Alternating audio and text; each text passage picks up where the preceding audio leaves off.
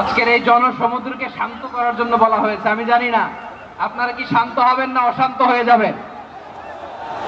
প্রিয় সুধী, মার্চ করতে যে লাথি গুতা খেলা উষ্টা সব আমরা খেয়েছি, তারপরেও আজকের এই সোহরাওয়ার্দী উদ্যানের এই গণজমায়েতে, এই জনতার মহাসমুদ্রে উপস্থিত হয়ে আমরা বুঝতে পেরেছি আজকের এই মহাসমুদ্র, জনসমুদ্র ফিলিস্তিনের প্রতি, আল আকসার প্রতি বাংলাদেশের জনগণের ভালোবাসার বহিঃপ্রকাশ।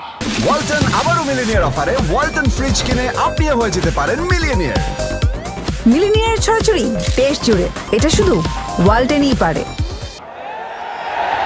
ভৌগোলিকভাবে আমরা ফিলিস্তিন থেকে অনেক দূরে হতে পারি, কিন্তু আজকের এই জনসমুদ্র প্রমাণ করে আমাদের এক একজনের হৃদয়ে, বুকের ভেতরে বাস করে এক একটা ফিলিস্তিন।